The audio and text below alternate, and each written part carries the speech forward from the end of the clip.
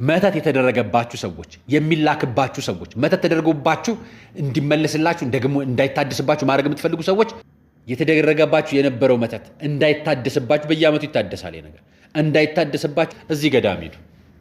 ይሄ ገዳም እመቤታችን ቅድስተ ቅዱሳን ድንግል ማርያም ክርስቶስ ሰምራ እስትንፋሰ ክርስቶስ ገዳም ይባላል። የትኛውንም መተት የትኛውንም በየወሩ የሚደረግ በየዓመቱ የሚደረግ ግብር ማስቆም የሚችለው ይሄ ገዳም ነው። ቃል ኪዳኑ ስፍራ ካመናችሁ ነው የምትሄዱት። ካላመናችሁ አትሂዱ። ኦርቶዶክስ ያልሆናችሁ ደግሞ አትሂዱ ካላመናችሁበት። ሙስሊሞች ይድናሉ፣ ፕሮቴስታንቶች ይድናሉ። መተት የተደረገባቸው ድነዋል፣ ዳግም እንዳይታደስባቸው አድርገዋል። ይህንን ያደረጉት እነሱ ናቸው።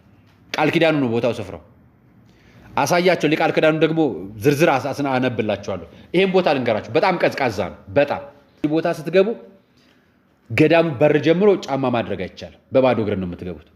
ብዙዎቹ ገዳሞች እንደዚህ ነው ስርዓቱ።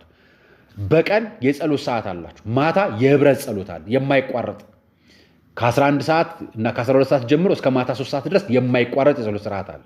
ሌሊት 6 ሰዓት አዳራሽ አለ፣ ማደሪያ አንድ ቦታ ላይ ሁሉም መመን ተሰብስቦ የሚያድርበት።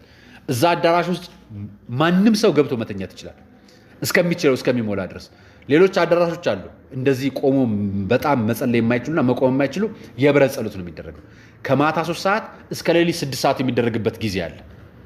በተለይ በእስትንፋሰ ክርስቶስ በክርስቶስ ሰምራ በእመቤቴ ቀን ሌሊት ድረስ የሚጸለየው እስከ 9 ሰዓት እስከ 6 ሰዓት ይጸለያል። ሲጸለይ ሁሉም ሰው ቆሞ ነው የሚጸለየው። በማህበር የሚመሩት አባቶች ካህናቶች አሉ፣ ዲያቆናቶች አሉ፣ እዛው የሚያገለግሉ ወጣቶች አሉ። ጸሎት ይመራሉ።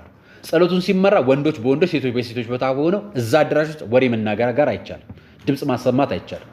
እዛ ደብር ውስጥ ከሚበጠበጥ በሶና ከአምባሻ ውጭ ምግብ መብላት አይቻልም። እህል አይገባም፣ እንጀራ አይገባም። ስለዚህ እንጀራ ይዛችሁ እዛ መግባት አትችሉም። እንጀራ ይዛችሁ መጠየቅ አትችሉም። የምትጠይቁት የምታቃጥሉት አጋንንትን ስለሆነ እናንተ ለስጋችሁ መቆሚያ ብቻ የሚሆን ተደርጎ ነው የሚደረገው። ሱባኤ መግባት ይቻላል። ለ1 ቀንም ለ3 ቀንም ለ7 ቀን መግባት ይቻላል። ሱባኤ መግባት የእናንተ ፈቃድ። ውጭ ያለ ሰው ነው ማታ ማታ እህሉን የሚያቀብላችሁ የሚጠብቃችሁ። በተረፈ መግባት አይቻልም። ሱባኤ የገባ ሰው ስልክ መያዝ አይችልም። እዛ ቦታ ላይ ስልክ አይፈቀድም። ይሄ የደብሩ ስርዓት ነው። በቦታው ላይ የምታዩት ትንጥዬ ነች ቤተክርስቲያኗ እንደምትታያችሁ። እዚህ ቤተክርስቲያን ከላይኛው ስፍራ ላይ ጸበል መጠጫ ስፍራ ነው። ጸበል 5 አይነት ጸበል አለ። አንደኛው ጸበል የቅዱስ ዮሐንስ ጸበል ነው። ሌላኛው ጸበል እዚሁ ገደል በጣም ወደታች ወርዳችሁ የምታገኙት ነው። ሌላኛው ጸበል የክርስቶስ ስፍራ ነው። የክርስቶስ ሰምራ የእስትንፋሰ ክርስቶስ ጸበል አለ። ቡና የሚጠጣና ቡና የማይጠጣ ጸበል አለ። ቡና የሰማዕቱ ቅዱስ ጊዮርጊስ ጸበል አለ። ተጨማሪ ከዛ በኋላ ቅዱስ ገብርኤል፣ ቅዱስ ሚካኤል፣ እመቤታችን ማርያም፣ እግዚአብሔር አብ ያሉበት ጸበል ደግሞ አለ ለብቻ። 7 አይነት ጸበል አለ። እነዚህ ጸበሎች 8 አይነት ጸበል አለ። እነዚህ ጸበሎች መጠመቅ ትችላላችሁ። ቡና የማይጠጡ ሰዎች ብቻ የሚጠመቁበት ጸበል አለ። እስትንፋሰ ክርስቶስና ቅዱስ ክርስቶስ ሰምራ የሚጠጡም ሰዎች መጠመቅ አይችሉም። እዛ ቦታ ላይ ስትሄዱ ሃይላንድ ይዞ መሄድ መጠቀም አይቻልም። መጠጣት ትችላላችሁ። በሃይላንድ ግን ጸበል አይቀዳም። የቦታው ቃል ኪዳን ነው። እዚህ ስፍራ የሚከለከሉ ነገሮችን ላሳያችሁ። የቦታውን ቃል ኪዳን ይኸው በባነር ተለጥፎላቸዋል።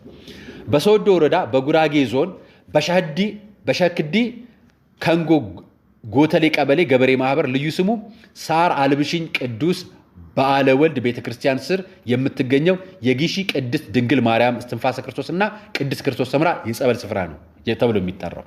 ጸበሏን የሚጠጣ የቦታው ቃል ኪዳን ማለት ነው። ጸበሏን የጠጣ እምነቷን የበላ ባይቻለውም በእምነት ግቢዋን ረግጦ ለሚሄድ ሁሉ ታድሶና ተልኮ የማይገባበት ተአምረኛ ቦታ ነው ይሄ ስፍራ። ዝርዝሩን እንግዲህ እንደምትመለከቱት ነው። ወደ ግቢ ሰው ሲመጣ ምን ማድረግ እንዳለበት ሁሉንም ገና አስገቡ ታዩታላችሁ። እኔ አጭሩ ልንገራችሁ። መታወቂያ ይዛችሁ ነው መሄድ ያለባችሁ። ተመዝግባችሁ ነው የምትገቡት። ተጠሪ ሰው ወይ ደግሞ እናንተ እዛ ችግር ቢገጥማችሁ ተደውሎ የሚጠራ ሰው ታስመዘግባላችሁ። መታወቂያ ታስይዛላችሁ። ግቢው የተቀደሰ ስፍራ ስለሆነ በቦታው ላይ ጫማ አድርጎ መንቀሳቀስ አይቻልም። መጸዳጃ ቤቶች አሉ፣ በግራም በቀኝም በቦታው አሉ። ለወንዶችም ለሴቶችም የተመጠነ ቦታ አለ። ሌላ ግቢ ውስጥ ጮክ ብሎ ማውራት አይቻልም። ድምፅ ማሰማት አይፈቀድም። ጮክ ብሎ ማውራት ማለት ነው። ወንድና ሴት የሚቀመጡበት ስፍራ በጋራ ሲቀመጡ በጋራ መቀመጥ አይችሉም። ወንድ ለብቻው ሴት ለብቻው ነው መቀመጥ የሚችሉ። ጸበል የሚጠጣበት ስፍራም ራቅ ተደርገው ነው መቀመጥ የሌለባቸው። ተጠጋግቶ መቀመጥ አይቻልም፣ ክልክል ነው። እነዚህ ስርዓቶች አሉ። ወደ 29 ያህል የስርዓት አይነቶች ተቀምጠውላቸው እነዚህ ስርዓት አክብሮ በስርዓት ተገልግሎ ለመጣ የቃል ኪዳኑን በረከት ያገኛል። እግዚአብሔር ይመስገን ለእኔ ታምሯን አሳይታኛለች። የማይነገረውን ስለማልነግራችሁ ነው። ስለዚህ እኔ ደርሶኛልና እናንተም በረከት ማግኘት የምትፈልጉ ከሆነ ሂዱ ልላችሁ ፈልጌ ነው። ቡታጅራ መስመር ቡኢ ከተማ ክርስቶስ ሰምራ እመቤታችን ቅድስተ ቅዱሳን ድንግል ማርያምና እስትንፋሰ ክርስቶስ ገዳም